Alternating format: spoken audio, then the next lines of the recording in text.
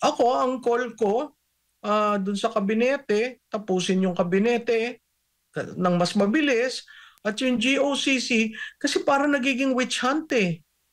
'Di ba? Sino ba talaga ang tina-target? Si Soljan lang?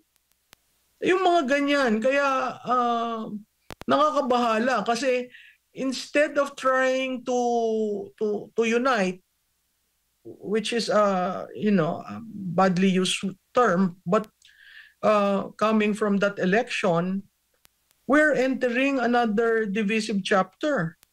Sa bureaucrats, tanungin mo ang mga empleyado sa bureaucracia, ang sasabihin lang niyan, kasi hindi kami makagalaw kasi yung kalihim namin baka paltan. So lahat sila frozen delight until the president decides, hindi, safe ka.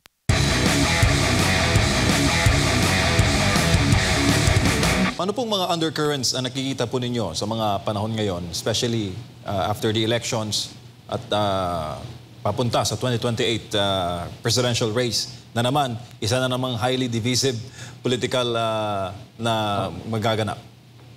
Alam mo, MJ, maaga ang dating ng 2028.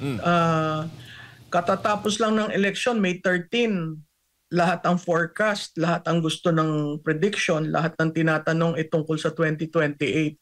Yung undercurrents, kasi kailangan kalmado ang dagat para sa isang ship, kahit bangka man lang o balanghay, na tumatakbo doon, no?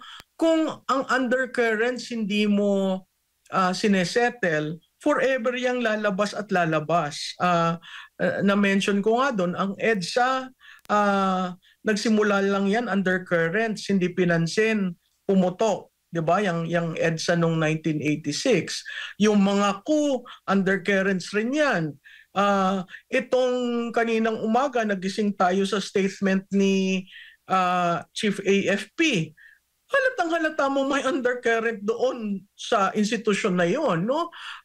May undercurrent ang saan ka naman nakakita, hindi pa tapos ang 19th session, iilan na lang session days, but we have a speaker who already defines what the 20th Congress is, as if certain that he will be the speaker. So, sineset aside mo yung mga traditional norms ng pag-elect ng speaker, ng pag-oath ng mga members, 'di ba? Ng pag-define kung sino ang majority at minority. So, yung undercurrents kasi pag hindi na-handle ng tama, puputok at puputok. At pag pumutok, napakahirap solusyonan.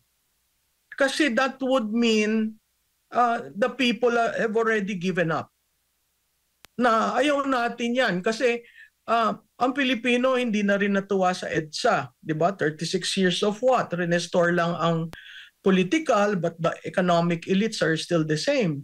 So kaya nga after EDSA, ang daming nagsuporta sa isang Duterte.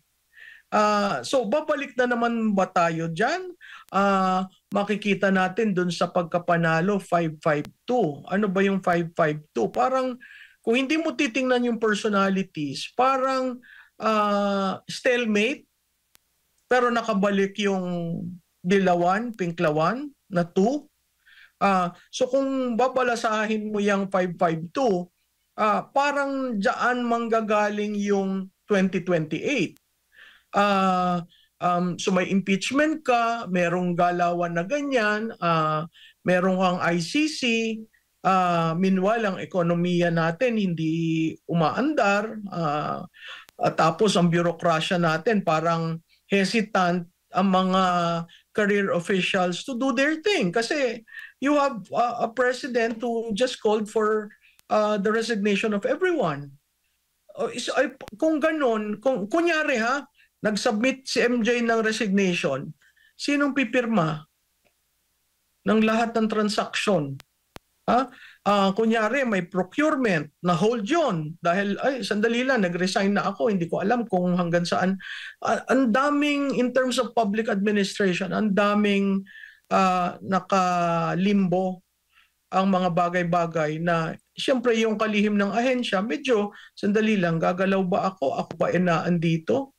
So ako, ang call ko, dun sa kabinete, tapusin yung kabinete ng mas mabilis, at yung GOCC, kasi parang nagiging witch hunt eh. 'Di ba? Sino ba talaga ang tina-target? Si Soljan lang?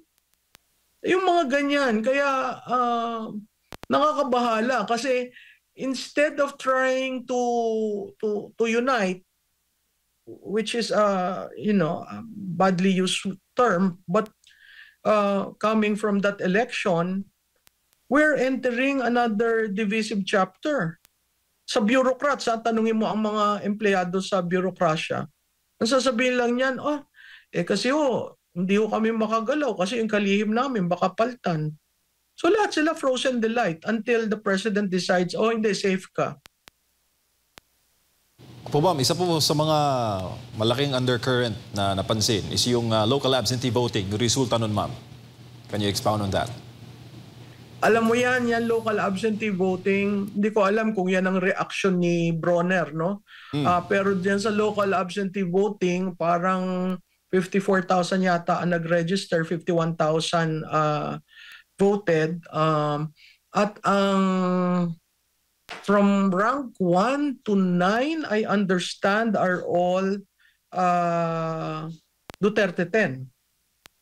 And then only 3, Kerubin, Honasan, and Bosita, who are all individuals in uniform before they ran as candidates, who ended up in the top 12.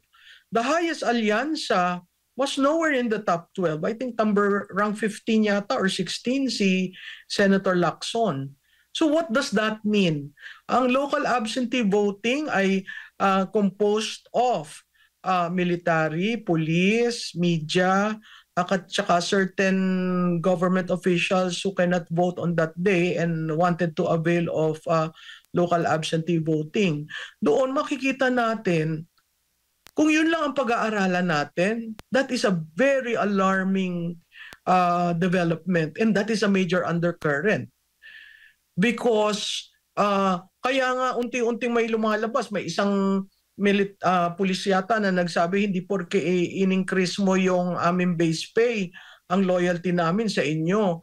You see how they are creating statements out there just to cure the local absentee voting. But that does not tell you the story. The base pay does not tell you the story. It's the reaction of these voters in ensuring, hindi kami sumasama sa hindi kami may alternative kami dito. Sige, boboto namin at sasabihin namin sa inyo kung ano nararamdaman namin. So you can see there, it's all Duterte 10. And then Kerubin ended up in rank 9, Honasan at rank 11, and Bosita at rank 12. Si Marcos is a late entry to the pero at that time medyo gumaganyan-ganyan na siya. Lacson is the alyansa.